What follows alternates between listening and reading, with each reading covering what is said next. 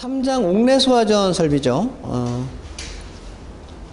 뭐 설치 대상은 뭐 시험에 나올 만한 건 아니고요. 145페이지에 수원. 자, 수원의 양, 뭐 모르는 분 없을 거예요. 가장 기본이 되는 거니까요. 우리가 수원의 양은 원래 이렇게 정리해야 되는 거죠. 수원의 양은 유효수량 이상이어야 됩니다. 이렇게 정리해야 되고, 그러면 유효수량은 뭐예요? 라고 하니까 유효수량이 우리가 알고 있는 식이죠. 유효수량이. 그래서 층수가 29층까지는 29층 이하는 n 곱하기 130m/min, 그죠? 시간은 20분이고 30층부터 49층짜리 건물이라면 n 곱하기 130에 40분, 50층 이상이라면 시간 60분이다. 모르는 분 없어요. 그죠? 그래서 끝까지 가면 뭐가 되고 유효수량이 되는데, 수원을 구하라고 하니까 이게 지금 유효수량이라면서요. 여기다 크게 뭐라고만 쓰면 돼? 이상이라고만 쓰면 수원이 됩니다 라고 말하는 거지. 그래서 그 말이 그 말인 것처럼 보여도 정확한 말은 이렇게 정리하셔야 되는 거죠. 그래서 우리는 수원을 구해라 라고 하면 그냥 이상이라고 써도 틀린 건 아니죠. 정확한 의미는 원래 이렇게 하셔야 된다는 이야기였고, 그 다음에 우리가 여기서 시간에 대한 개념을 살짝 가리고 하면 얘가 가압송수장치의 분당 토출량. 무슨 분당 토출량? 필요 분당 토출량. 이건 뭐야? 필요 수원. 뭐 이런 거죠. 우리는 뭐 수원 이러면 안 돼. 수원 이러면 헷갈려. 그러니까 수원 그러면 항상 두 가지가 있는 거죠. 필요한 값은 얼마고 실제는 얼마냐. 꼭 그런 말이 들어가줘야 되는데, 시험에서는 꼭 뭘 물어봐요? 필요한 값을 물어보더라 라는 거지. 자, 필요한 값이 만약 우리 입장에서는 지금 옥내소화전 이렇게 생겼다고 해볼게요. 이렇게. 그러면 층당 소화전이 3개씩 있는 거죠. 그럼 이런 경우에 수원 구하세요라고 말하면 여기다 얼마? 3 집어넣잖아. 보통 층수가 안 나오면 얼마로 봐요? 29층 이하로 보거든. 층수가 안 나오면. 안 나오는 경우가 사실은 더 많아요. 원래는 층수가 나와줘야 되는데 안 나오면 29층 이하이기 때문에 안 나왔나 보구나 생각하시면 돼요. 그럼 여기에 3 들어가죠. 그리고 130 들어가죠. 시간 20분 가면 얼마가 나와? 3개 들어가니까 7,800리터가 나오죠. 그러면 7.8 큐빅미터가 나옵니다. 7.8 큐빅미터는 뭐예요? 필요한 값이 7.8인 거죠. 실제 저장은 얼마를 해야 돼? 저장은 7.8 이상을 해야 되는 거지. 그죠? 네. 그래서 우리는 항상 일반적으로 물어보는 거는 필요한 값을 물어보게 된다라고 말하는 거죠. 필요한 값을. 아까도 뭐 했죠? 필요 능력 단위. 지금은 뭐예요? 필요 수원을 물어보는 거죠. 이거 뭐야? 가압송수장치의 전격 토출량이 아니라 필요 토출량을 우리가 계산한 거죠. 그리고 필요한 값을 알아야 내가 확보할 값을 결정을 하는 것이기 때문에 그렇게 좀 정리를 해야 된다라는 이야기지. 그죠? 네. 자, 그 다음에 아시는 것처럼 옥상에 저장하는 양은 좀 전에 구했던 유효수량의 3분의 1 이상을 별도로 저장을 한다. 그래서 수원이 2개죠? 우리 보통 저수조라고도 하고요. 옥상수라고 하는데, 보통은 시험에서 그냥 수원 얼마예요? 라고 물어보면 얘를 물어보는 경우야. 얘를 물어보는 경우. 수원 얼마예요? 얘가 뭐죠? 얘가 주된 수원이니까. 그 다음에 옥상수원이라고 말하면 얘죠. 얘는 얼마야? 얘랑은 전혀 관련 없어. 얘는 얘만 만족하면 돼. 얼마 만족하면 돼?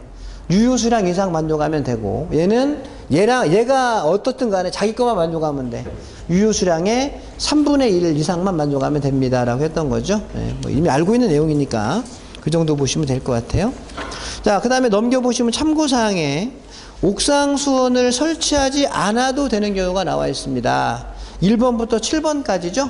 자, 이거 여러분들 아시죠? 전부 다 7가지예요. 자, 원래는 옥상 수원 설치해 줘야 돼요.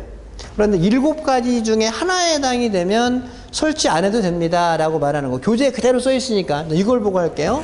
지하층만 있는 건축물, 고가수를 가압송수장치로 설치한 옥내소화전 설비, 수원이 건축물의 최상층에 설치된 방수구보다 높은 위치에 설치된 경우, 그 다음에 건축물의 높이가 지표면으로부터 10m 이하인 경우, 주펌프와 동등 이상의 성능이 있는 별도의 펌프로서 내연기관의 기동과 연동하여 작동되거나 비상전원을 연결하여 설치된 경우. 자, 대부분의 경우 요즘 분위기는 옥상 수원을 설치하지 않으려고 합니다. 그러면 7가지 중에 한 가지를 만족해 줘야 되잖아요. 일부러 5번을 만든다는 거죠. 5번을 만들어. 5번이 뭐 다시 한번 읽어보세요. 주펌프와 동등 이상의 성능이 있는 별도의 펌프로서 내연기관의 기동과 연동하여 작동되거나 비상전원 연결하여 설치한 경우. 이게 편법인 것처럼 보여도 이렇게 하는 게 훨씬 더 안정적인 설비가 되는 거죠. 서로 다 좋은 거죠. 일반적으로. 어쨌든 현재 지금 5가지가 있고 2가지가 더 있겠죠? 2가지는 이제 학교, 공장, 창고 시설로서 동결의 우려가 있는 장소로서 기동 스위치의 보호판을 부착하여 옥내 소화전압 내에 설치된 경우, 겨울에 동결의 우려가 있으면 옥상 수원 설치하지 않습니다. 그리고 가압수조를 가압송수 장치로 설치한 옥내 소화전 설비. 자, 7가지 중에 한 가지라도 해당이 되면 설치하지 않아요. 자, 옥내 소화전은 7가지 중에 한 가지고요. 옥내 소화전이 아닌 거 중에 수계가 뭐가 있지? 또 여러 가지가 있잖아. 뭐 스프링클러, 간이 스프링클러, 포 여러 가지가 있죠. 다른 수계 소화 설비는 얘가 빠져. 6번이 빠져. 얘는 사실은 어떻게 보면 학교, 공장, 창고로서 겨울에 동결의 우려가 있다고 말하는 거잖아요. 근데 동결의 우려가 있다라는 거는 지금 입장에서는 핑계거리에 불과하지. 왜 겨울에 동결하지 않을 수 있는 방법이 여러 가지가 있는데 핑계거리를 인정해 주는 거는 옥내 소화전은 그걸 좀 인정해 주겠다라는 거야. 핑계를 대더라도. 우리끼리 말하면. 근데 다른 설비는 어때요? 인정 안 해주겠다는 거야. 그래서 옥내는 7가지, 다른 수계 소화 설비는 6가지가 되겠죠. 뭐가 빠져요? 6번이 빠지는 거야, 하나가. 그래서 6가지가 됩니다. 만약에 스프링클러 설비에 옥상 수조 설치 제외 대상을 쓰라고 했는데 6가지, 6번을 쓰면 돼, 안 돼? 안 되는 거죠. 그러니까 7가지 암겨놓고 있다가 옥내가 아닌 다른 걸 물어본다면 6번은 빼고 나머지 쓰면 됩니다라고 말할 수 있다라는 이야기죠. 그죠? 옥상 수원 설치해줘야 된다가 원칙이고 7가지 중에 한 가지에 해당이 되면 설치하지 않습니다라고 말하는 거고. 자, 우리 교재에 그 다음에 밑에 7번 밑에 땡땡이 있죠? 다만 층수가 30층 이상의 특정 소방 대상물의 경우에는 옥상 수조를 설치하여야 한다. 자, 층수가 30층이 되는 순간 수계 소화 설비는 많은 부분이 달라집니다. 벌써 30층이면 여기서부터잖아. 수원의 양이 달라지는 거죠. 그죠? 예. 30층 이상이 되면 여러 가지가 달라져. 그래서 수원도 옛날에는 요렇게밖에 없었거든. 그냥 옛날에는 층수 이런 거 하나도 없었어. 그냥 20분이었어. 그러다가 이제 얼마 전부터 30층 이상이 되면 50층 이상이 되면 이렇게 정리를 하는 거죠. 그죠? 네. 30층 이상이 되면 여기도 뭐예요 이제? 30층 이상이 되면 무조건 옥상 수원을 설치해야 된다라고 말하는 거야. 그런데 이 중에 7가지 중에 옥상 수조랑 같은 개념인 게 2가지가 있어. 옥상 수조는 원래 옥상에 설치하는 거죠. 근데 꼭 옥상에 설치할 필요는 없어. 그냥 가장 높은 소화전보다 높으면 되는 거야. 그죠? 보통 옥상에 설치했겠지. 그런데 아닌 경우도 있으니까 가장 높은 소화전보다 높으면 되는데 우리 입장에서 제일 안정적인 게 옥상이니 옥상을 말하는 건데요. 1번과 2번이 바로 뭐예요? 아니구나. 여기 지금 2번과 3번. 2번과 3번이 결론적으로는 뭐지? 가장 높은 소화전보다 높은 거야, 수조가. 그럼 옥상이 아니더라도 뭐야, 얘는? 의미가 같은 거죠. 그래서 30층 이상이 되면 설치합니다. 라고 말하는데 2번과 3번은 옥상과 같은 거 아니에요? 라고 말하는 거지. 생각해보니까 같은 거네요. 그럼 얘도 안 해도 됩니다. 라고 말하는 거지. 그죠? 그래서 2번, 3번은 30층 이상이 되더라도 옥상수랑 같은 개념의 것이기 때문에 설치하지 않는 거고. 이미 있다는 거죠. 옥상수와 같은 게. 그죠? 자, 이거는 스프링도 마찬가지 개념으로 보시는 거예요. 그죠? 자, 그래서 여기는 5번에 있는 이 펌프를 뭐라고 말해? 예비 펌프라고 말한다. 예비 펌프. 자, 여기서 볼게요. 우리는 이 펌프를 뭐라고 말해요? 주 펌프라고 말해요. 주 펌프. 그런데 아까 말씀드린 것처럼 옥상 수조를 왜 설치하냐? 이거 왜 설치하냐? 왜 설치하냐? 여기 저장한 주된 수원이 부족할까봐 설치하는 게 아니고 옥상 수원, 만약에 수원을 설치했는데 펌프가 동작하지 않을 수 있잖아요. 펌프가 동작하지 않으면 어떻게 되는 거죠? 여기 물은 한 방울도 못 쓰는 거지. 끌어올려야 되는데. 그래서 펌프가 동작이 되지 않을까봐 소화전보다 높은 곳 수조를 설치해 놓고 밸브를 열어 놓는 거지. 그러면 당연히 이 물은 밑으로 어떤 자연 낙차에 의해서 내려올 거다라고 말하는 거지. 그죠? 그런데, 그러니까, 원래 옥상수의 목적은 그걸 하는 거지. 그런데 이게 펌프가 고장이 안 난다는 보장은 없는 거잖아. 그래서 뭐라고 좀 더 말하는 것처럼 예비 펌프를 하나를 설치하는 거죠. 예비 펌프를. 어떤 성능의 것을? 주펌프와 동등 이상의 성능. 동등한 거 설치하겠죠. 똑같은 펌프 두 대 사는 거야. 사가지고 여기다 연결을 또 이렇게 설치하는 거죠. 이렇게. 이렇게. 예. 그리고 요 배관은 그냥 여기다가 바로 연결 이렇게 시켜 놓는 거예요. 그래가지고 우선 먼저 화재 발생하면 주펌프를 먼저 동작을 시켜요. 주펌프가 동작이 되면 예비는 안 도는 거야. 그죠? 근데 주가 동작이 안 되면 그 다음에 예비가 도는 거지. 그러면 되잖아요. 예비도 고장이 나면 어떻게 해요? 법은 항상 가정이니까 그런 일은 없는 거로 보는 거야. 그런 일은 없어. 무조건 둘 중 하나는 돌 거야. 이렇게 법 만든 사람 생각한 거죠. 그래서 옥상수를 설치한 목적은 주펌프가 동작하지 않을까 봐이기 때문에 똑같은 동등 이상의 펌프 하나를 설치해 놓고 나서 주가 동작되면 얘가 동작이 되면 됩니다 라고 이야기를 하는 거죠. 얘가 좋은 이유가 뭐예요? 옥상 수조에 있는 물은 여기 있는 낙차가 얼마나 되겠어요? 최고층의 소화전이 여기 있는 거죠. 우리 요 강의실이 최고층이라고 합시다. 그러면 바닥으로부터 1.5m 이하에서 여기에 있고 옥상이 바로 위에 있잖아. 그럼 낙차가 얼마가 나와? 만약에 뭐 높아봐야 한 5m 나온다고 합시다. 5m면은 수두로 5m면은 압력은 얼마야? 0.05 메가파스칼밖에 안 되잖아. 근데 여기서 얼마 나와야 돼? 원래 법적으로는 0.17 나와야 되는 거지. 0.17이 안 나오잖아. 그래도 옥상 수조에다가 너의 압력 안 나와 이런 말 하면 안 돼. 옥상 수조는 그냥 물만 나오면 원래 되는 거야. 옥상 수조 원래 목적이. 물론 이 아래층은 좀 압력이 더 많이 나오고 세게 나오겠지. 하지만 화재는 어디서 발생할지는 아무도 모른다라는 이야기잖아요. 어쨌든 옥상 수조는 규정 방사 압력 0.17 메가파스칼이 안 나와도 아무런 문제를 제기하면 안 돼. 옥상에 있는 것만으로 되는 거야, 걔는. 그죠? 걔랑 뭐랑 다른 이야기죠? 고가수조는 다른 이야기지, 고가수조는. 고가수조란 얘기는 펌프 대신 설치한 것이기 때문에 얘가 고가수조예요 라고 말하면 걔는 무조건 뭐가 나와야 돼? 압력이 0.17은 나와줘야 돼. 우리 그냥 소방을 공부하지 않는 사람은 옥상이나 고가나 같은 말로 볼 수 있죠. 그리고 그냥 우리 그냥 일반 높은 고가라고 하잖아. 근데 의미는 달라. 소방을 말할 때 옥상에만 설치하면 돼요. 압력 안 물어볼 거예요. 이렇게 말하는 거고. 고가는 뭐야? 압력 나와줘야 돼요. 라고 말하는 거지. 주펌프, 예비펌프. 근데 예비를 설치하면 어떻게 해야 돼, 이제? 얘가 없었으면 얘가 있어줘야 되는데 얘가 있으면 어떻게 돼요? 압력 안 나와도 할 말 없잖아. 얘가 있으면 어떻게 돼요? 충분한 양의 물을 충분한 압력으로 올릴 수 있죠. 주펌프가 동작이 안 되더라도. 그래서 말씀드린 것처럼 옥상수를 설치하지 않기 위한 방법일 수 있는데 현실적으로는 더 훨씬 더 안정적인 방식입니다 라고 말하고 비용도 그렇게 많이 드는 건 아니죠. 모든 설비는 하나 해놓고 뭐만 살짝 연결해 놓는 거야. 펌프 하나 설치하다가 이 배관 별로 안 길어요. 짧은 배관만 연결해 놓으면 어떻게 되는 거야? 옥상수원 제외가 되면서 안정적입니다 라고 말할 수 있는 것이겠죠. 그죠? 네. 자, 그래서 우리 교재에 보면은 예비 펌프에 대한 말이 그냥 설명을 해놨어요, 제가. 자, 다시. 여기 주펌프는 무조건 무슨 펌프를 써야 돼? 주펌프는 무조건 전동기를 써야 된다라고 법에 되어 있죠. 전동기. 무조건 전기로만 돌아가줘야 돼요 라고 말하는 것이고, 예비는 금방 뭐라고 이거 저기에? 내연기관도 가능하고 그다음에 전동기도 가능합니다. 내연기관이라는 것은 우리가 쉽게 말하면 엔진이죠. 엔진, 자동차 엔진 같은 거, 그다음에 경운기 엔진 이런 거죠. 네. 내연기관 가능하고, 그다음에 전동기 쓸 때는 무조건 뭐랑 연결해놔야 돼?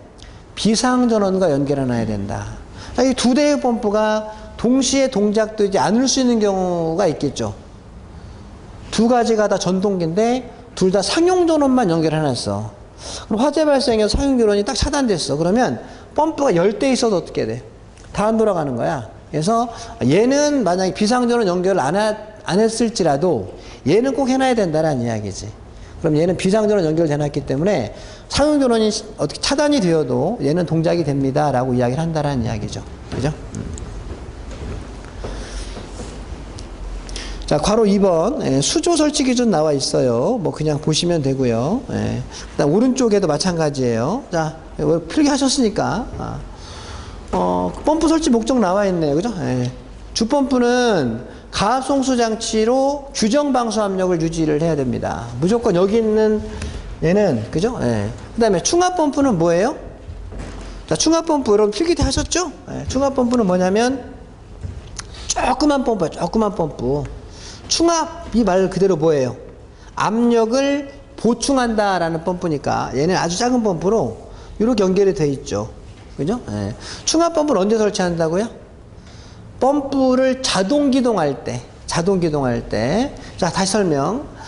우리가 옥상수소를 설치한다는 이야기는 물을 채운다는 이야기죠, 여기다가. 아까 여기 물을 채우면 겨울에 동결의 우려가 있어요 라고 말하면 물을 채울 수 없죠. 물을 채울 수 없기 때문에 옥상수소를 설치 안 해준다는 이야기야. 또 물을 채우지 않으면 펌프를 자동 기동을 시킬 수가 없어요. 우리는 대부분의 경우는 내가 화재 발생해서 소화전 호스를 쭉 풀고 앵글 밸브를 열면 물이 바로 나가죠. 물이 방수가 되면서 펌프가 자동으로 돌아요. 우리가 자동 기동 방식이라고 하죠. 보통은 자동 기동 방식이야. 근데 자동으로 하려고 하면 여기에 물이 채워져 있어야 돼. 근데 물을 채울 수 없는 경우 어떤 경우예요?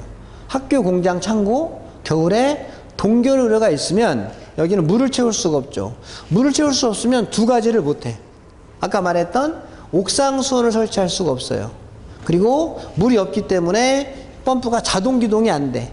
그래서 아까 뭐야? 항상 수동 기동이라는 말이 여기 비슷한 말이 있었죠. 여기네요. 그죠? 학교, 공장, 창고 시설로서 동결의 우려가 있는 장소로서 기동 스위치에 보호판을 부착해서 옥내 소화전을 설치한 기동 스위치가 뭡니까? 스위치를 누르겠다라는 거지. 기동을 위해서. 원래는 뭔데? 보통은 자동인데 얘는 겨울에 동결 우려가 있기 때문에 물을 채울 수가 없어가지고 소화전 함에다가 스위치를 만들어 놓겠다라고 말하는 거잖아. 그죠? 그래서 동결 우려가 없으면 옥상수도 제어가 되고 수동 기동해야 돼요. 그런데 충압 펌프는 어느 때만 필요해? 자동 기동할 때만 필요해. 자동 기동할 때만. 대부분 다 자동 기동이니까 충압 펌프가 다 있습니다. 그래서 충압 펌프는 압력을 보충하는 펌프인데 어느 때만 필요해? 자동 기동할 때만 필요해요. 수동 기동할 때는 필요하지 않습니다. 라고 말하는 거죠. 자, 뭐 그런 이야기가 좀 설명이 돼 있어요, 지금. 예. 자, 어쨌든 주펌프는 규정 압력을 유지하기 위한 가장 기본적인 밸브고, 충압펌프는 어느 방식으로?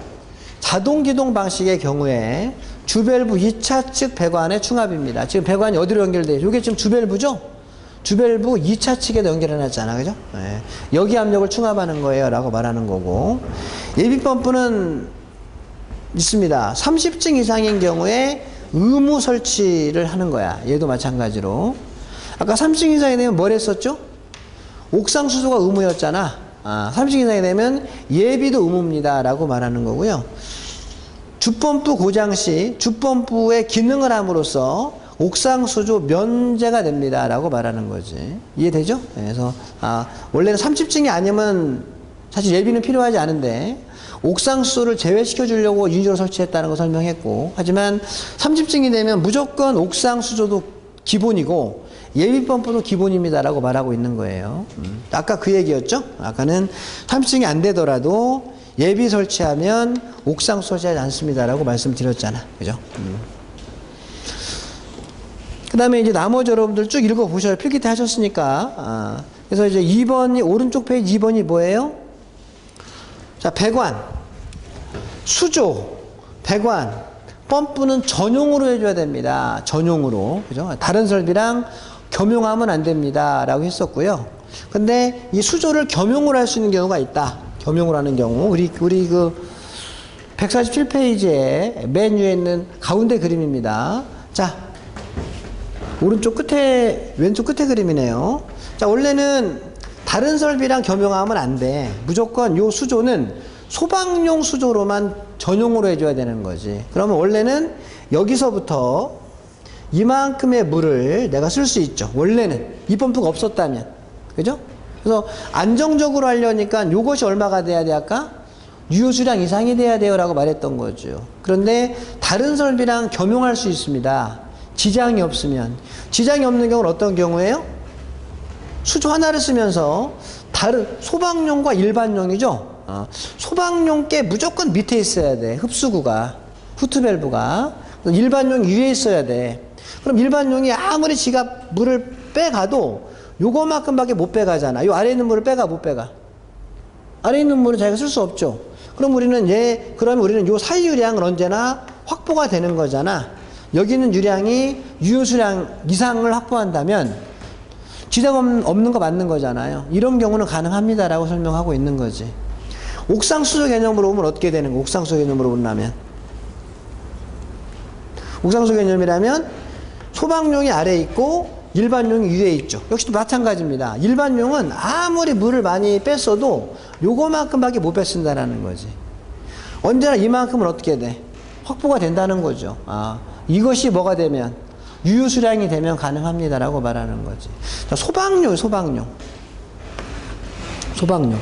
그럼 만약에 내가 이 수조를 옥내수화전과 스프링을 함께 쓸 수 있어요, 없어요?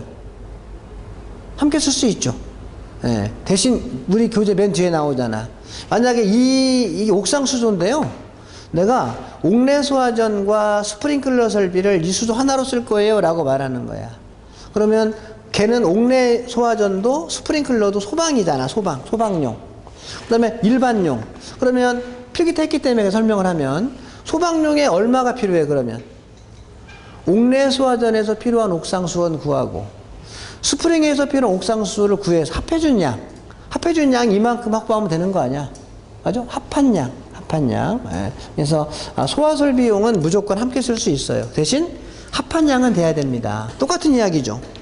이거 저수조잖아. 근데 내가 이거를 소방용인데 옥내 소화전하고 스프링클러 설비하고 함께 쓸 수 있어 없어? 쓸 수 있어. 근데 무조건 쓸 수 있는 게 아니야. 쓸 수 있는데 여기서부터 일반용하고도 쓸 수 있어. 여기까지가 뭐의 양과 똑같아야 돼? 옥내의 유효수량을 구하고 스프링의 유효수량을 구해서 합한 양만큼이 확보가 되면 함께 쓸 수 있다고 말할 수 있는 것이잖아. 그게 상식이잖아. 원래 법은 상식이죠. 이게 왜 이렇지 이해 안 되는 거는 물론 있을 수 있어. 어쩌다 한 번씩. 그런데 그런 건 거의 없어. 법은 원래 누가 봐도 일반적인 경우에. 근데 일반적이지 않는 것도 있어. 예, 우리도 이제 뭐 비디오 촬영해서 말을 못 하겠지만 일반적이 않은 것도 있어. 물론 소방법은 이해가 다 되고 다른 법 중에 이해 안 되는 법도 있는데 어쨌든 법은 일반적으로는 다 상식적인 측면에서 만들어진 법이니까 일반용보다 소방용이 더 항상 우선시 되고 있어요 라고 말하는 거죠. 언제나 확보가 돼야 됩니다 라는 거예요. 자, 3번에 가압송수장치가 있습니다. 종류 4가지가 있죠? 모르는 없어요.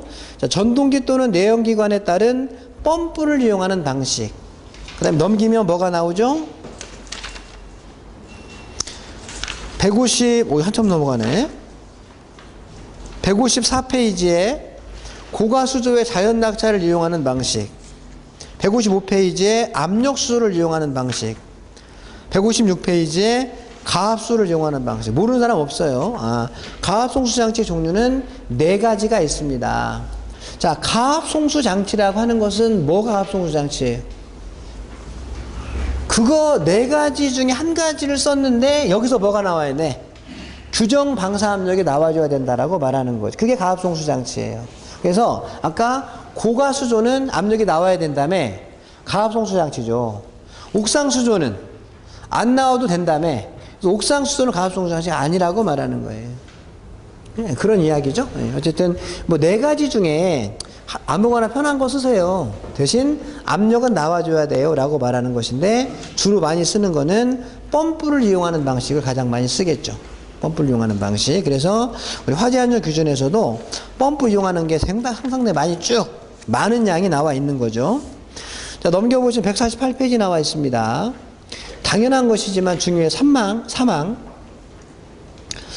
지금 펌프 보고 있는 겁니다. 사망에 보니까 특정 소방 대상물이 어느 층에 있어서도 당해층의 옥내소화전 및 호스릴 옥내소화전을 동시에 사용할 경우 각 소화전 노즐 선단에서의 방수압력이 0.17메가파스칼 이상이고 방수량이 130L/min 이상이 되는 성능의 것으로 해야 된다. 모르는 분 없죠?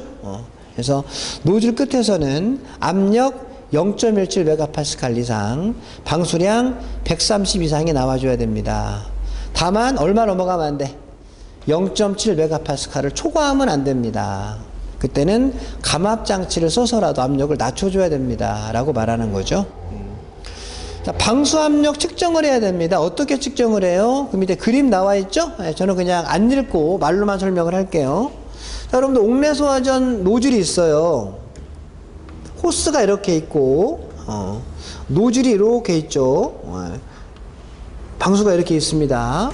여기서 물이 이렇게 나올 거예요. 그죠? 그럼 우리가 이제 물이 쭉 나올 텐데 압력계를 여기다 댈 거냐 여기냐 여기냐 이게 매우 중요해.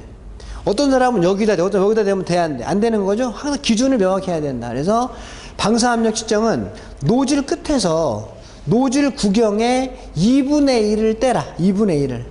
자, 노즐 구경이 보통 얼마예요? 뭐 다 틀려 노즐마다. 근데 보통 13mm라고 이야기해. 13mm. 앞에서 보게 되면 단면이 원형이잖아. 이렇게 앞에서 보게 되면 이렇게 앞에서 보게 되면 그럼 얘가 13mm라는 거야. 구경이 13mm 2분의 1이면 얼마예요? 6.5mm죠. 1cm가 안 되는 거잖아. 그래서 요게 지금 우리가 옥내소화전 노즐 끝이라면 얼마 6.5mm를 떨어뜨리면 거의 붙이는 거잖아. 압력계가 이렇게 갖다 대는 거야. 이때 압력이 얼마가 나와야 돼? 최소 0.17, 최대 0.7 나와야 된다는 거지. 그 기준이 명확해. 어떤 사람 여기다 대고 안 나오는데요? 뭐 이런 사람 있어. 안 된다는 거야. 명확한 기준이 있어줘야 된다라고 말하는 거죠. 그 이야기입니다. 예. 그래서 이제 우리가 그렇게 압력을 측정을 해가지고 방수량을 계산해야 되죠. 시험이니까. 시험이 계산해야 돼. 시험이니까. 시험이 아니면 계산도 안 해. 그냥. 예. 자, 왜 안 하느냐?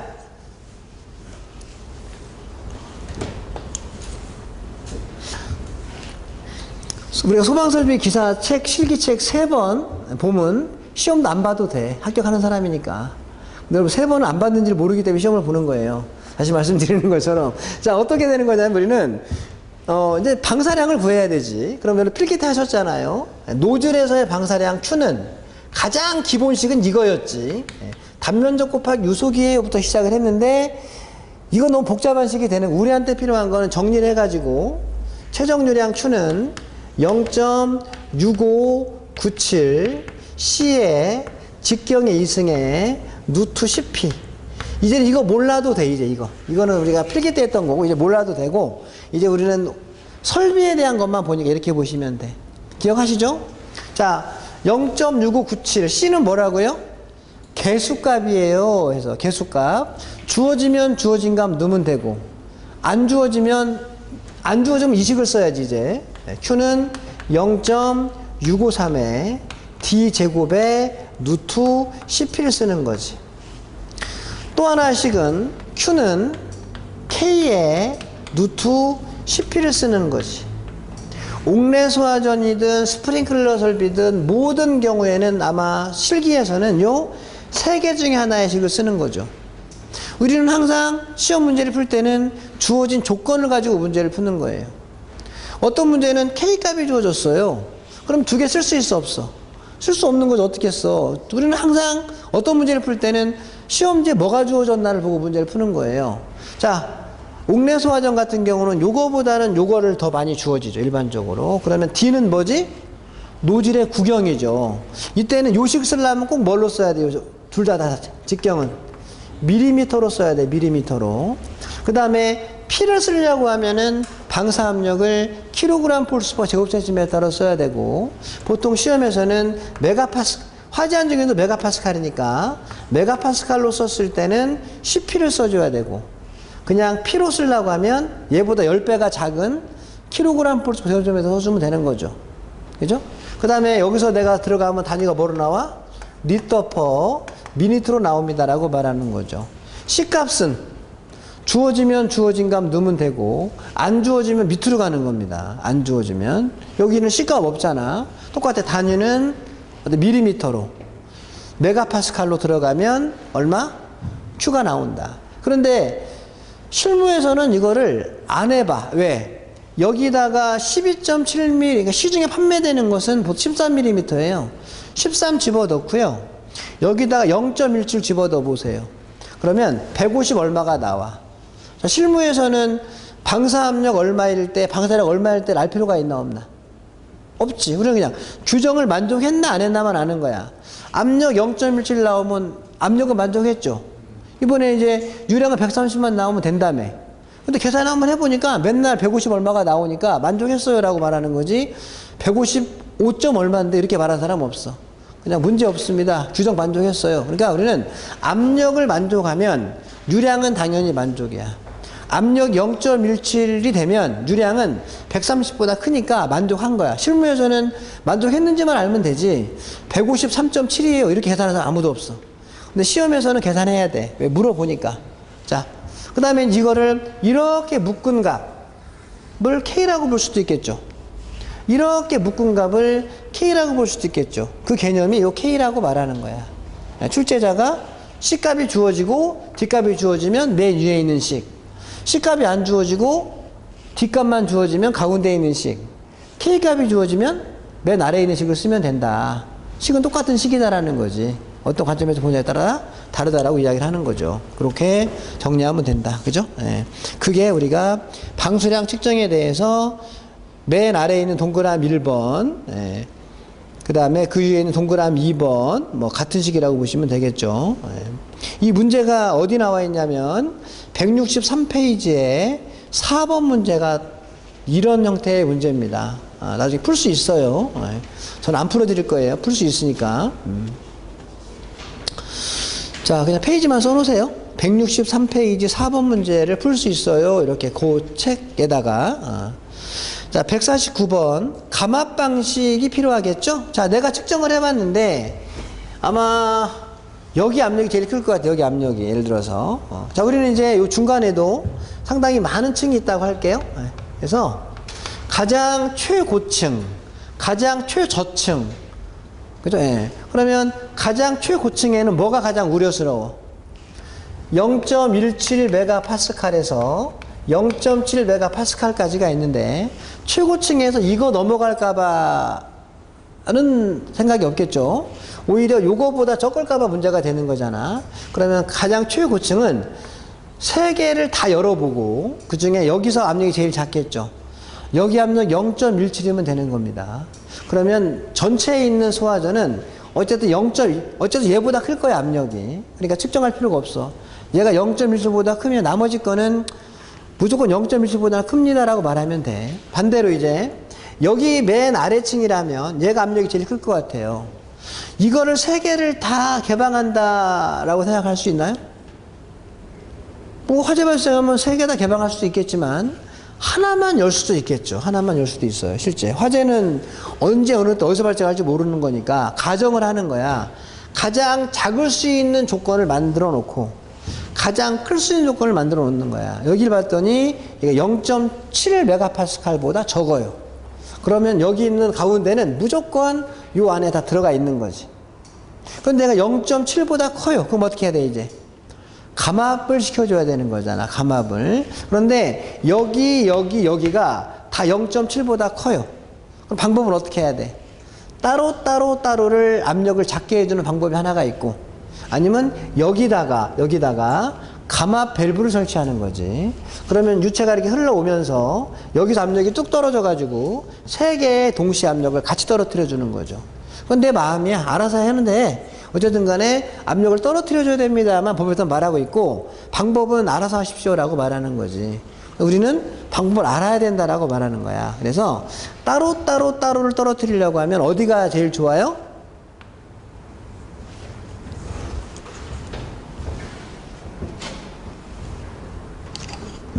이게 지금 옥내소화전이잖아요. 이게 옥내소화전, 이게 지금 앵글 밸브죠. 여기 원래 호스가, 이게 호스를 바로 이렇게 뱅글뱅글 돌리면 돼요. 원래 일반적으로. 그런데 내가 이 소화전의 압력을 하나를 떨어뜨리고 싶으면 얘가 우리 오리피스잖아. 얘를 여기다 이렇게 중간에 끼는 거야. 이렇게 원래는 바로 호스가 들어가는 건데 여기다 얘를 하나 껴놓고 그리고 호스를 연결하잖아요? 그럼 얘 통과할 때 압력이 뚝 떨어져. 이게 바로 뭐야? 오리피스를 설치한 거죠. 오리피스를. 어디에 설치하는 거야? 호스 접결구 안쪽에다가 설치하는 거죠. 이거는 이제 따로 하나를 어디에? 호스 연결되는 부분에다 얘를 하나 연결해 놓는 방법이 있고, 나 이거 다 소화전이 다 크니까 다 떨어뜨려 줄래? 그럼 뭐야? 감압 밸브를 설치하는 방법도 있다라고 말하는 거지. 그죠? 예. 뭐 그런 이야기입니다. 그래서 일단 어쨌든 간에 우리는 방법이 몇 가지가 있느냐? 5가지가 있다라고 말하는 거예요. 압력이 0.7메가파스칼을 초과하게 되면 5가지 방법 중에서 가장 적합하다고 생각하는 방법으로 압력을 줄여주시면 됩니다. 5가지. 법에 있는 이야기는 아니죠. 그냥 미리 우리가 제시하는 거야, 솔루션을. 자, 1번부터 5번까지가 나와 있는데 요 종류가 163페이지에 8번 문제, 똑같은 문제가 나와요. 페이지만 써놓으셔요. 나중에 거기서 한번 보면 되겠지. 그죠?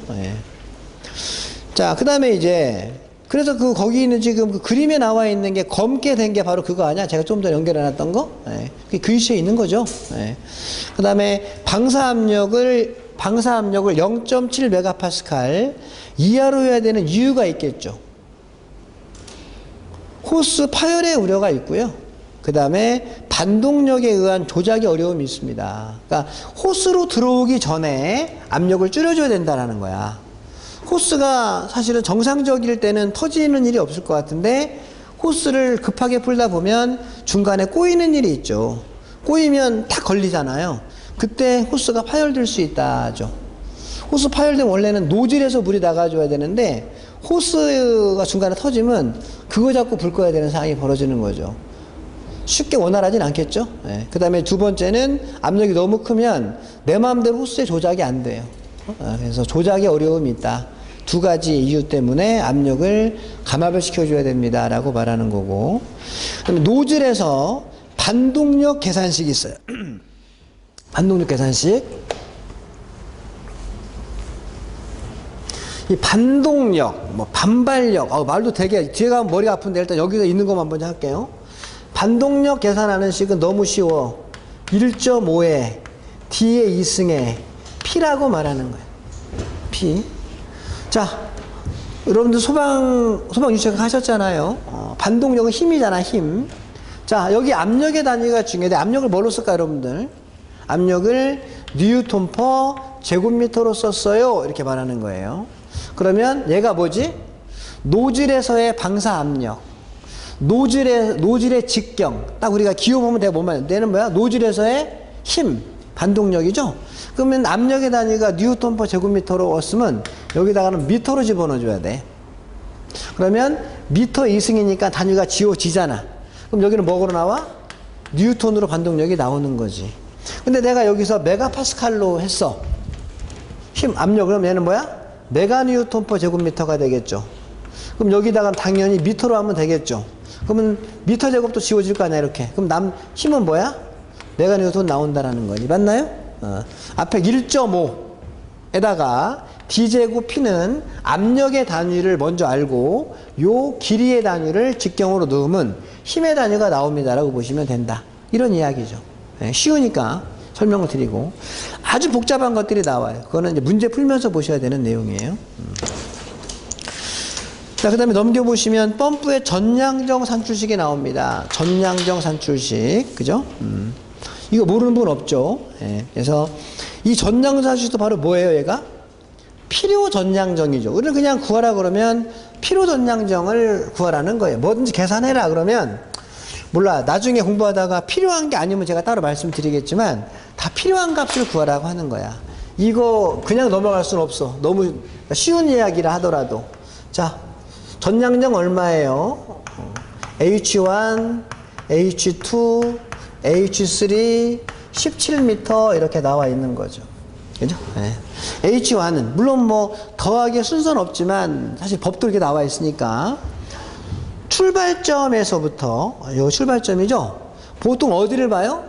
압력이 제일 작은 곳에서 0.17 나오는지를 봐야 되니까 쭉 물이 흘러가서 가장 먼 곳으로 가는 거죠. 어디까지? 앵글 밸브까지 발생하는 마찰 손실 양정. H2는 호스에서 발생하는 마찰 손실 양정.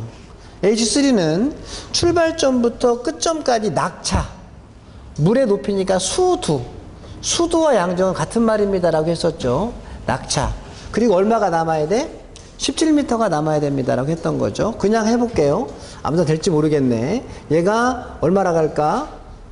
23m예요. 배관 손실이. 호스 손실이 7m예요. 낙차가 40m예요. 그리고 17m를 해줘야 되겠죠. 그럼 얼마가 나와요? 30, 70, 87m. 여러분들 맨날 시험 볼 때는 87m라고 이야기를 해요. 87m는 뭐죠? 필요한 양정이죠. 뭐 할 때 필요해? 얘를 우리가 H를 필요 전양정이라고도 하고요. 여러분들 맨날 시험에서는 쓰는 말만 쓰잖아. 그런데 다양하게 생각할 필요가 있어. 필요 전양정을 또 다른 말로 하면 출발 압력, 출발 양정. 양정은 압력이잖아요. 출발 양정이라고 부르는 게 더 좋을 수도 있어. 여기서 87m로 출발한다 이거. 출발 87m로 출발해. 그래서 여기까지 오는 사이에 얼마만큼의 압력이 줄어들어? 23m가 줄어들죠. 압력이. 호스 통과할 때 7m가 줄어들죠. 그 다음에 40m 올릴 때 40m가 줄어들죠. 그럼 얼마가 남아? 17이 남죠. 17이 남는 압력으로 밀고 나가는 거잖아. 수두로 17m는 압력으로 0.17메가파스칼입니다라고 말하는 거잖아. 그죠? 그래서 얘는 출발 압력이라고 말하면 그런 정리가 되고, 그 다음에 필요 전량정이지. 뭐 할 때 필요해?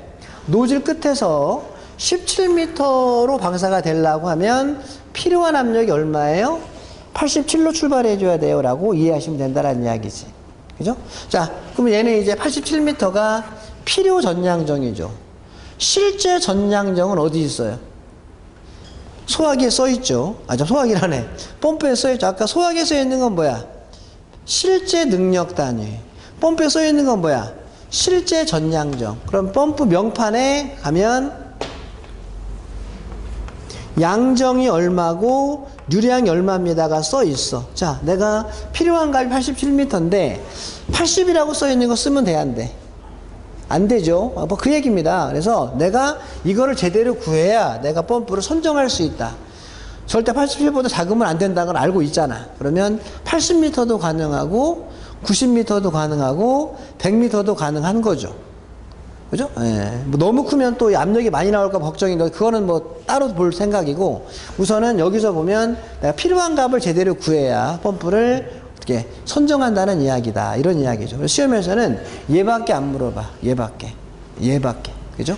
그 다음에 이제 또 하나가 뭐야? Q는, 아까 잠깐 말씀드린 것처럼, Q는 N 곱하기, N이 3개라고 할게요. 지금 소화전 3개니까. 3 곱하기 130입니다라고 보는 거예요. 그럼 얘는 390이에요. 390L per minute는 얘는 또 뭐야? 우리는 그냥 맨날 구하라고 하는 데가 필요 토출량이죠. 필요 토출량. 130, 130씩 나온다고 가정을 하는 거지. 근데 머리 좋은 분들은 130이 나오면 더 많이 나오고 더 많이 나오는 거 아니에요? 더 많이 나오겠지. 근데 얼마나 나오는지는 나도 모르니까 그냥 전 법 만든 사람은 130으로 가정을 한 거죠. 얼마 많이 나오는지 어떻게 알아, 우리가? 모르잖아. 그럼 어차피 모르는 거야. 그러면 130이니까 390이 필요한 거죠. 그게 나오려면 필요한 거 구하라고 하는 거고, 실제로 어떻게 돼 그러면?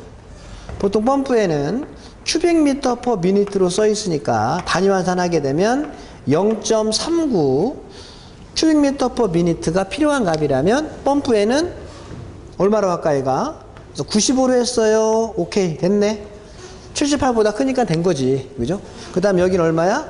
0.4로 했습니다. 됐네. 왜? 여기 0.39보다 크면 된 거지. 이게 많이 큰데 혹시 0.38 하면 안 돼요? 안 돼. 무조건 신경 쓰지 말고 네 것만 만족하면 돼. 0.78보다 크니까 됐고 0.39보다 크니까 됐다. 물론 0.5도 돼. 그죠? 우리는 항상 시험 문제 물어보는 거는 필요한 값을 물어보는 겁니다. 이렇게 정리하시면 돼요. 자, 나머지는 그런 이야기죠. 그 다음에 쭉 내려가지고 나머지는 아시잖아. 7번에 7항에 가압송수장치는 정격부하 운전 시 펌프 성능을 시험하기 위한 배관을 다음 기준에 의해 설치할 것. 다만 충합펌프의 경우는 그러하지 않다. 아시죠?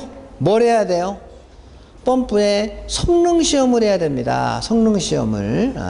펌프가 이렇게 써 있어. 이렇게 써 있는데 이거 써 있는 걸 여러분들 믿을 수 있겠어, 없겠어요? 가장 기본 생각이 써 있는데 이렇게 돌아가나? 의심스럽죠. 의심스러우니까 펌프의 성능을 시험해 봐야 되겠다라는 거야. 펌프 성능을 시험하려고 하면은 펌프 성능을 시험할 수 있는 장치가 필요하겠죠. 그래서 펌프 성능 시험할 때는 평상시에는 요거 배관을 급수배관이라고 했잖아. 급수배관. 어디로?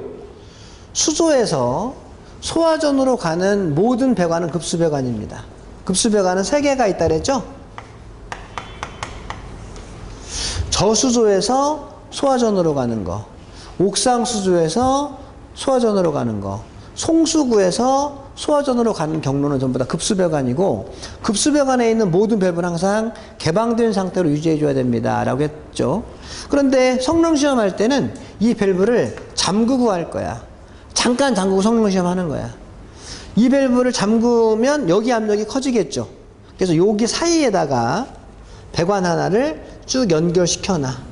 이 배관의 이름이 성능시험 배관이라는 거예요. 어느 때만 해요, 얘는? 다른 때는 안 쓰고 펌프 성능시험 할 때만 쓰는 밸브죠. 그러면 여기에 앞에 있는 밸브가 있고 뒤에 있는 밸브가 있고 사이에는 유량계가 있어. 유량계가. 흐름의 방향은 이렇게 가는 거죠. 얘를 거쳐서 유량계를 거쳐서 얘로 가는 거죠. 앞에 있는 밸브는 무슨 밸브를 했나요? 개폐 밸브. 개폐 밸브. 완전 열림이나 완전 닫힘 용도로만 사용하는 밸브. 뒤에 있는 밸브는 유량 조절 밸브. 완전 열림도 가능하고 닫힘도 가능하지만 적당히 제어하는 것도 가능한 유량 조절 밸브 설치해야죠. 평상시에는 어떻게 되어 있다고요? 평상시, 아이고, 이거 X가 그 X가 아닌데. 평상시에는 완전 열어놓고 완전 잠가놓고 있는 상태로 있는 거지. 평상시에는. 그죠? 자, 펌프 성능은 2가지가 있죠. 뭘 실험해야 돼? 여러분들은 요거 실험할 것 같죠? 그래. 펌프를 갖다 돌려가지고 물이 얼마 흘러가도록 1분에 0.4 큐빅미터 흘러가도록 하면 압력은 얼마가 나와야 돼? 90m, 0.9 메가파스칼 나와야 되잖아. 근데 이거는 실험 안 해봐. 왜? 여러분들 지금 이게 궁금하다고 생각했을 것 같아. 근데 이건 안 해봐. 왜? 이게 안 나와. 이거는 새 펌프였을 때 나오는 거지. 지금 펌프 설치된 지 5년 됐는데 이게 나와 안 나와? 안 나오죠. 여러분들 100m 달리기 지금 얼마 나와? 젊었을 때는 한 15초 뛰었는데 지금 15초 뛰라고 그러면 안 나오죠. 어쩔 수 없는 거죠. 얘도 마찬가지야. 이거는 그냥 펌프 새 거였을 때 이렇게 나왔다라는 거고 실제 이걸 요구하진 않아. 뭘 하냐? 2가지를 하죠. 펌프 성능 뭐 어떤 거 하는 거죠? 펌프 성능은 여기 나오는 게 어디 나오나? 뒤에 나오죠? 박스. 박스에 있네. 151페이지에 참고사항이 있습니다. 거기 참고사항 바로 밑에 펌프의 성능이라고 나와 있어요. 예. 교들에게 지금 편집하다 보니까 왔다 갔다 해요. 자, 성능은 2가지를 만족해야 됩니다. 최저 운전 시 전격 토출 압력의 140%를 초과하지 아니하고, 이게 한 가지죠. 두 번째는 전격 토출량의 150%로 운전 시 전격 토출 압력의 65% 이상이어야 됩니다. 펌프는 이 2가지를 만족해야 되는 거야. 이 2가지를 만족해야 된다. 이거는 만족하지 않아도 된다. 왜? 실험을 안 해보니까 만족하지 않아도 된다라는 말을 할 수 있죠. 자, 첫 번째가 뭐였죠? 최저 운전 시 전격 토출 압력의 140%를 초과하면 안 됩니다. 생각해보니까 이걸 내가 잘못했어. 암산이 안 되니까 100m라고 할게요. 네. 자, 이렇게 설치가 돼 있어요. 자, 그럼 이제 어떻게 하냐면 최저운전이라는 게 뭔지 알죠? 최저운전이라는 것은 펌프를 내가 운전할 거야. 펌프를 갖다 돌리는데 물이 빠져나갈 데 없이 만들어주는 거죠. 원래는 어떻게 빠져나가? 평상시는 이렇게 빠져나가는 거죠. 그리고 다 나머지 밸브는 다 닫혀있는 밸브예요. 오로지 여기 배관이 상당히 되게 많아. 원래 좀 이따 보면. 근데 배관이 많이 있지만 다 잠겨 있는 배관이야. 평상시에. 그리고 항상 얘만 열려 있었어. 근데 얘를 잠그면 다 잠기는 거죠, 이제. 그리고 펌프를 돌리는 거야. 얘는 지금 잠긴 상태의 운전이라는 거죠. 그럼 펌프가 왕 돌면 원래는 얼마가 흘러가야 되는데 얘는 유량이 0이죠, 0. 0. 네. 자, 여러분들 여기다 하는 게 좀 편하겠죠? 네. 원심 펌프의 성능 곡선 어떻게 그렸던 거죠?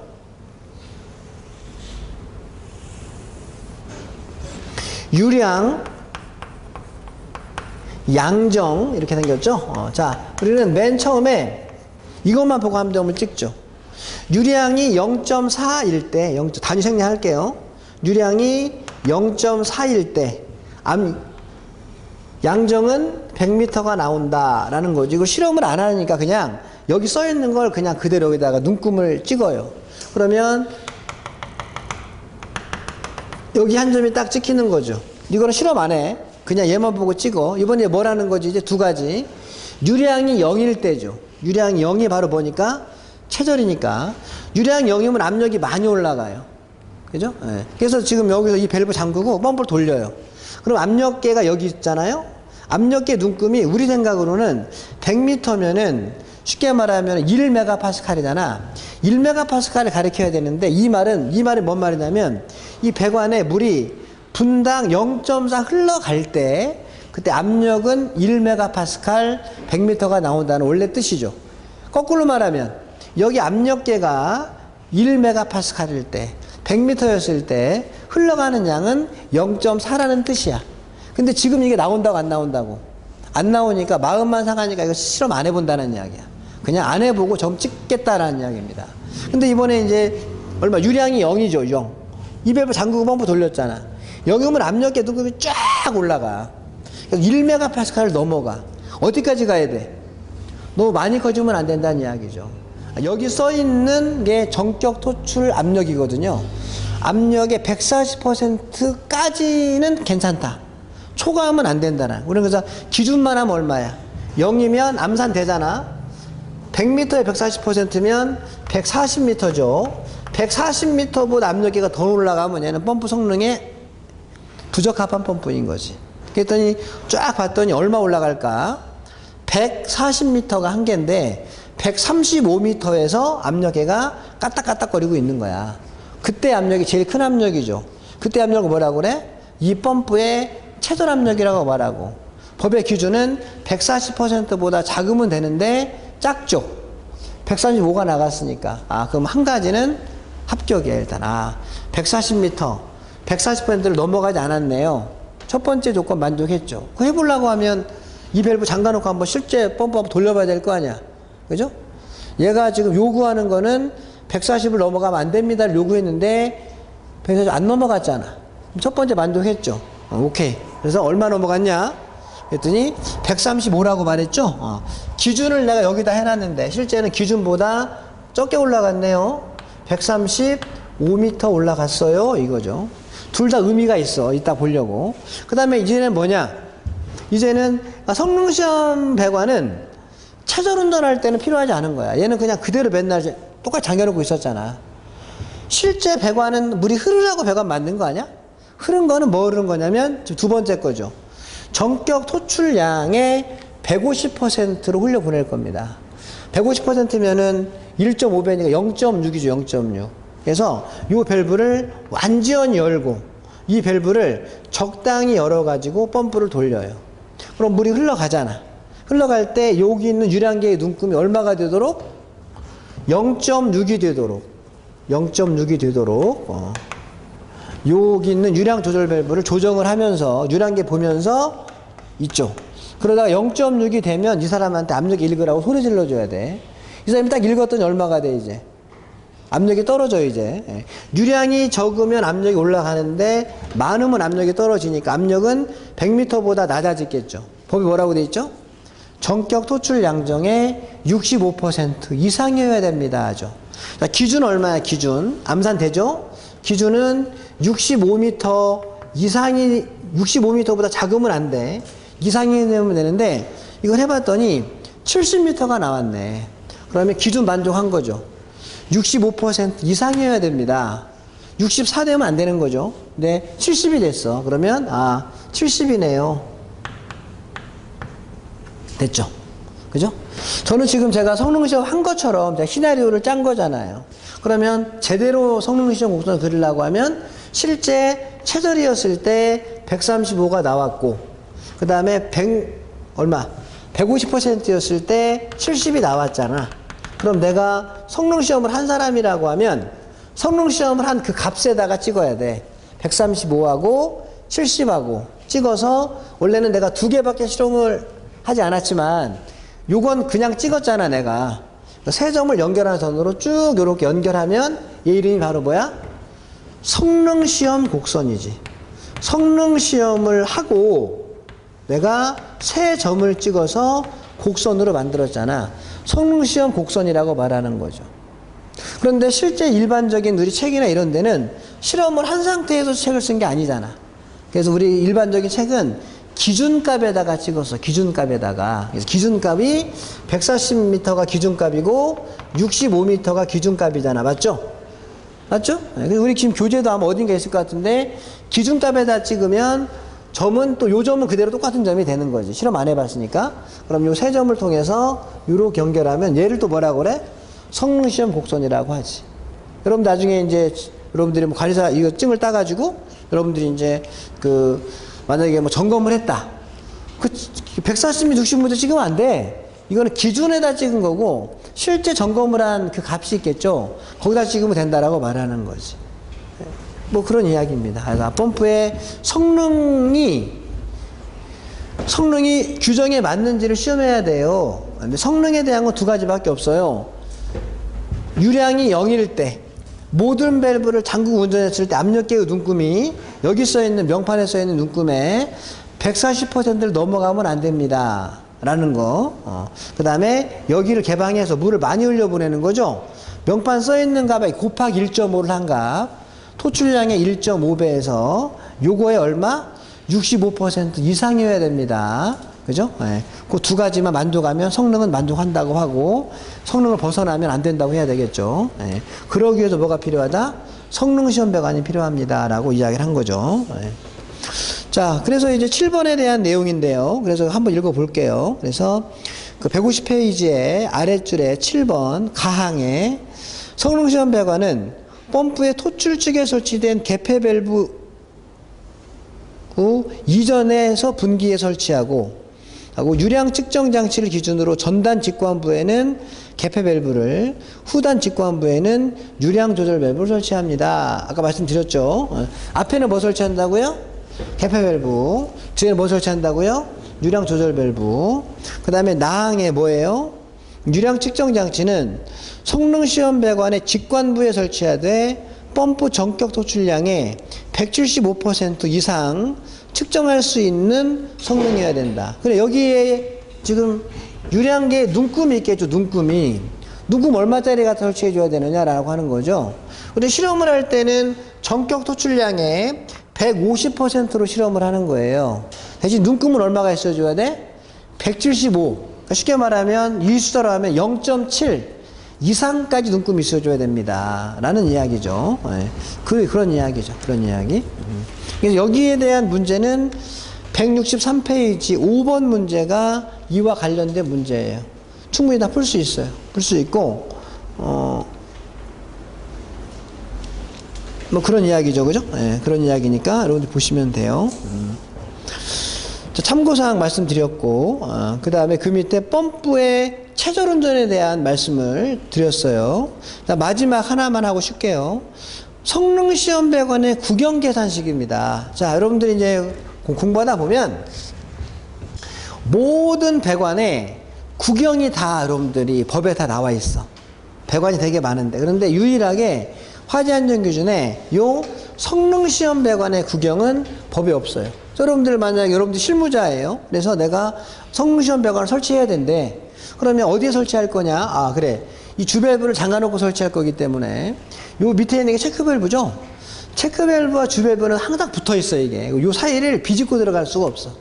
그러면 체크밸브 아래나 주밸브 아래나 똑같은 말로 해석을 할 수 있어. 어차피 중간에 설치할 수 없기 때문에. 그럼 여기에 설치를 하는 거예요. 그럼 그 다음에 이제, 위치는 여기인데, 두 번째가 뭐야, 이제? 구경을 어떤 구경을 해야 될 건지가 두 번째 고민이 되는 거잖아? 근데 구경에 대한 언급이 없으니까 이런 여러 가지의 말이 나옵니다. 우리는 어쨌든 시험 출제자가 요구하는 대로 우리가 답을 써줘야 돼. 그래 합격을 하는 거니까. 자, 우리 교재에 있는 것은 계산식이죠, 계산식. 원래는 계산하는 게 아닌데 분위기를 딱 봤더니 이걸 계산하라고 하는 것 같아. 그럼 계산해야 됩니다. 자, 계산하는 식은 아까 우리 봤던 식이랑 유사해. 아까 우리 뭘 봤냐면 Q는 0.653에 D제곱에 루트 10P라는 식을 봤죠. 이게 정확히 말하면 뭐 하는 식이었지 아까? 옥내소화전 설비니까 옥내소화전 노즐에서 방사량을 구하는 계산식이잖아, 그죠? 어떤 머리 좋은 양반이 한 분 있어서 누군지 나 잘 모르겠어. 근데 그 양반이 이거를 그래 내가 설치하려고 하는데 법에 이거 없어. 아무리 찾아봐도 구경 얼마나 하라는 게 본인이 연구한 게 이거죠. 그래서 어떻게 되는 거냐? 우리는 원래 얘가 뭐지? 얘가 뭐죠? 노즐에서의 방사량. 얘는 노즐의 구경. 얘는 노즐에서의 방사 압력이잖아요. 그런데 이 머리 좋은 양반이다 보니 응용을 했어. 어떻게 응용했냐면 얘를 이제 성능시험에 대한 개념으로 본다면 얘는 펌프의 전격 토출 양으로 본 거지. 얼마 흘려보내야 돼? 150%. 그래서 앞에다가 전격 토출량이니까 1.5를 곱해. 그 다음에 이거는 우리는 방사 압력이잖아. 근데 이거를 펌프의 전량정으로 본 거야. 그러니까 토출 압력으로 본 거죠. 이거에 얼마? 65%. 그럼 여기다 곱하기 얼마 하면 돼? 0.65 하면 되지. 그러면 전격 토출 압력의 65%라고 해석을 할 수 있고 토출량의 150% 해석을 할 수 있지. 그 다음 얘는 뭐죠? 우리는 노즐의 구경이었는데 이 사람은 뭐라고 생각한 거야? 배관의 구경으로 본 거지. 머리 좋은 양반이잖아. 예. 그래서 버식을 만들었어. 그러면 우리는 이건 어디에 써 있어요? 펌프 명판에 써 있잖아. 만약에 100m라고 써 있으면 여기에 들어갈 때는 1메가파스칼로 들어가면 되겠죠. 압력 환산하는 거니까 지금. 예. 자, 그러므로 이제 식이 어떻게 돼요? 그러므로 직경의 이승은 0.653에 누트에 10P 곱하기 0.65에 분의 1.5 추가됩니다 라는 식이 나오는 거지. 맞죠? 근데 나는 직경의 이승을 구하는 게 아니라 직경 구하려고 하는 거잖아. 전체를 2분의 1승을 하겠습니다 라고 하는 거죠. 그럼 여기 2분의 1승 하면 2승이 지워지고 여기다가 제곱근을 씌워주면 되는 거잖아. 이 식이 우리 교재에 있는 식 아닙니까? 그죠? 그래서 딱 분위기를 보니까 어떻게 나왔냐. 문제 출제자가 펌프의 전량정이 뭐 100m, 토출량이 0.4 큐비미터 미니트일 때 성능시험 바관의 구경은 얼마입니까? 라고 물어보는 거 분위기는 계산하라는 분위기잖아. 그러면 여기다가 단위를 뭘로 바꿔야지? 말씀드린 것처럼 이거 쓰면 안 되죠? 이 식 자체로 했으면 리터/퍼 미니트로 써야 되는 거잖아. 원래 아까 그 식이. 여기다가는 메가파스칼로 써줘야 되는 거잖아요. 여기는 단위가 뭐로 나와요? 밀리미터로 나오는 것이겠죠. 맞죠? 그래서 여기서 얼마가 나왔어요. 요거보다 작으면 돼야 한대. 이게 필요한 값일 거 아니야 또. 필요한 것보다 작으면 안 되죠? 필요한 것보다 크면 되니까 이상이라고 쓰면 되겠습니다. 이게 이 출제자가 만약 이렇게 문제를 냈다면 그 양반 기준으로 문제를 푼 거예요. 근데 이거는 전혀 엉뚱한 형태로 문제를 푼 거예요. 근데 이거는 기술사 시험 문제도 이렇게 나오니까 이렇게 문제를 풀어야 돼. 그 사람 묻는 대로 답을 해야 돼. 막 갑자기 흥분해가지고 말도 안 되는 소리입니다. 막 이렇게 하면 다음에 시험 또 봐야 돼. 이제 실제 이거는 시험용이고요. 그 다음에 이제 이게 잘못된 건지를 알아요. 이제 출제자들 중에 일부가. 그럼 알면 이게 뭐라고 설고 문제를 낼 수 있어요. 현재 국가안전기준에는 성능시험배관의 구경에 대한 기준이 없습니다. 성능시험배관의 구경에 대해서 한번 설명해 보세요라 하든지 이렇게 말하면 분위기가 이거 물어보는 분위기가 같지는 않죠. 그러니까 뭔가 알고 물어보는 것 같아요. 그 사람은. 그러면 이제 원래 어떻게 해줘야 돼요? 그때는 여기 유량계를 선정해야 돼. 유량계가 명확하잖아. 유량계가 전격 토출량의 175% 이상 측정할 수 있는 유량계를 내가 선정하는 거야. 어디를 갔어? 아, 내가 봤더니 그래 펌프 보니까 0.4니까 그러면 이거에 1.75 하면은 0.7이 되는 거죠. 그럼 나는 유량계를 사러 어디로 살아가는지 모르겠는데 살아가면 유량계의 눈금이 0.7 큐빅미터 퍼 미니트 이상의 것을 내가 하나 사와야 되겠구나 라고 가는 거죠. 그걸 딱 샀어. 사서 봤더니 걔가 어떻게 생겼어? 이렇게 생겼죠. 이렇게 생겼어요. 그러면 요 구경이 얼마냐라는 요 구경. 요 구경이 80mm짜리. 내가 사온 게 그럼 80짜리 배관을 연결하면 되잖아. 맞나요? 내가 사온 게 65짜리야 이게. 그럼 65짜리를 사오면 되는 거야. 그래서 배관 연결하면 되는 거야. 그거죠. 그래서 실제는 이거지. 그래서 이제 만약에 그 답을 하려면 어떻게 말해줘야 돼? 전격 토출량의 175% 이상을 측정할 수 있는 유량계를 우리가 그 유량계를 선정하고 그 유량계와 동일 구경에 배관 설치하면 됩니다. 이게 제대로 이야기한 거고. 근데 시험 문제는 이렇게 많이 나오더라라는 이야기야. 이렇게.